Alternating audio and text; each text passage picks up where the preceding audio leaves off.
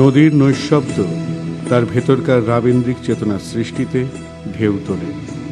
হরিপ্রসাদ প্রকৃতি, মানুষ আর তার জীবনযাত্রার ছবি মন থেকে নামিয়ে আনেন ক্যানভাসে।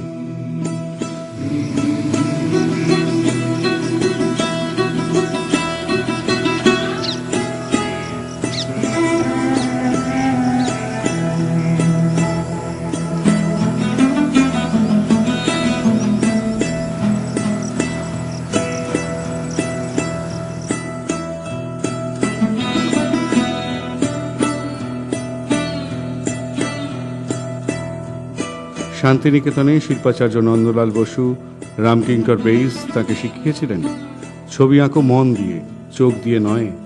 সেই ভাবনায় প্রাণিত হয়ে অকৃতদার জনমুখী শিল্পী নিজস্ব সৃষ্টির সাবলীলতায় ডুবে যান।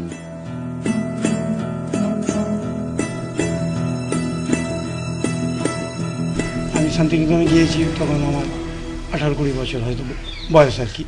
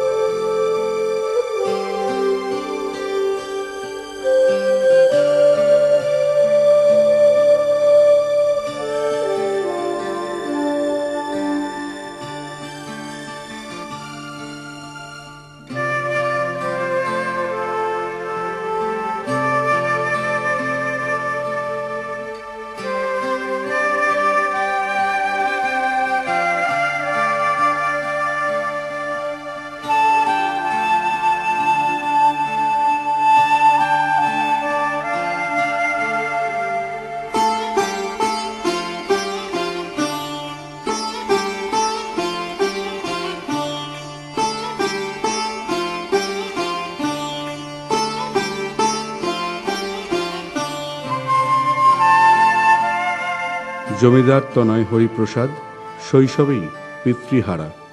হুগলির গোলপুর গ্রামে মামার বাড়িতে বড় হয়ে ওঠা। আজও রয়েছে সেই টিনের দোতলা বসতবাড়ি, ঠাকুরঘর, গোয়ালঘর। কেবল সময়ের বুক থেকে মানুষগুলো চলে গেছেন স্মৃতির পাতায়। শিল্পী হরিপ্রসাদ সেই স্মৃতির সরণি ধরে ছবি আঁকতে বসে যান পূর্বজদের প্রতি অমোঘ আকর্ষণে।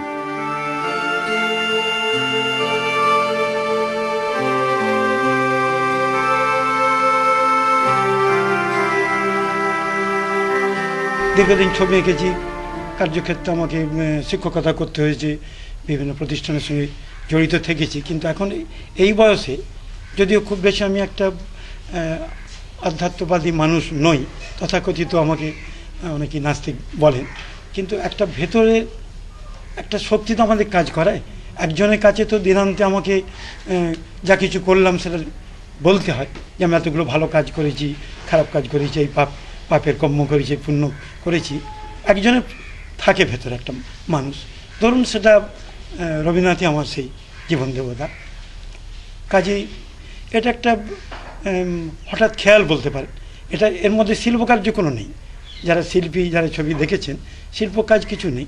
কিন্তু হঠাৎ মনে হলো যে রবীন্দ্রনাথকে নিয়ে প্রচুর মানুষ প্রচুর কাজ করেছেন, তার লেখা নিয়ে, নাটক নিয়ে, ছবি নিয়ে। কিন্তু হঠাৎ রবীন্দ্রনাথের বিভিন্ন বয়সে, তার একবারে শিশুকাল থেকে শেষ জীবন পর্যন্ত বিভিন্ন তুমি নবরম রূপে এসো প্রাণে ওনার গানেতে আছেন। কত বিচিত্রভাবে, বিচিত্র রূপে আমাদের জীবনের বিচিত্র পরিবেশে, বিচিত্র অভিব্যক্তিতে, বিচিত্র ব্যঞ্জনার মধ্যে রবীন্দ্রনাথ আছেন। আমার জীবনে তিনি তো রক্তে মিশে আছেন। তো সেটা কীভাবে প্রকাশ, একটা মনে হলো আমার তরফ থেকে একটা গুরুদক্ষিণা দেওয়া উচিত। কি দেব? আমাদের তো অন্য কোনো সঙ্গ কিছু নেই, ছবি আঁকি, শিল্প আমার শিল্পকলার মধ্য দিয়ে ওই করণ উপকরণ রং তুলিয়ে নিয়ে আমার একটা নিবেদন সেই আমার জীবন দেবতা বিশ্বকবি বিশ্বগুরুর কাছে নিবেদন করি।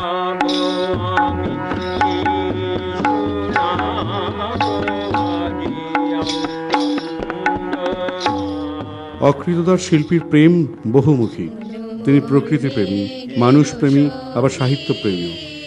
আবার শান্তিনিকেতনী ঘরানার সঙ্গীতের চর্চাও করেন নিয়মিত। ছাত্রছাত্রীদের মধ্যে রয়েছেন তরুণ থেকে বৃদ্ধ সকলেই।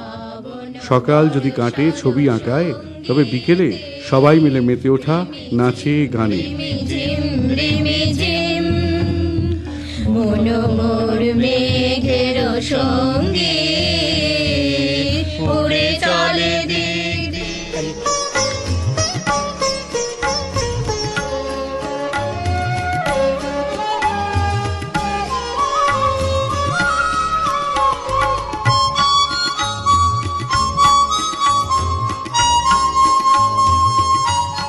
জীবন সায়ান্নে এসে প্রতিদিন কবিগুরুর নতুনতর চিত্র আঁকা শিল্পীর কাছে প্রাত্যহিক প্রভাতী বন্দনার মতো।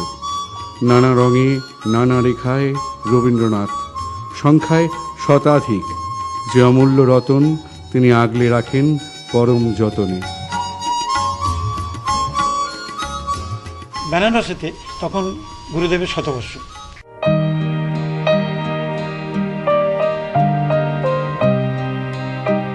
এভাবেই পৃথিবীতে হরিপ্রসাদরা আসেন ভ্রমণে। ভ্রমণ সেরে প্রচার বিমুখ শিল্পীরা কালের নিয়মে আবার হারিয়ে যান। শুধু ভবিষ্যৎ প্রজন্মের জন্য রেখে যান শিল্পের স্বকীয় স্বাক্ষর।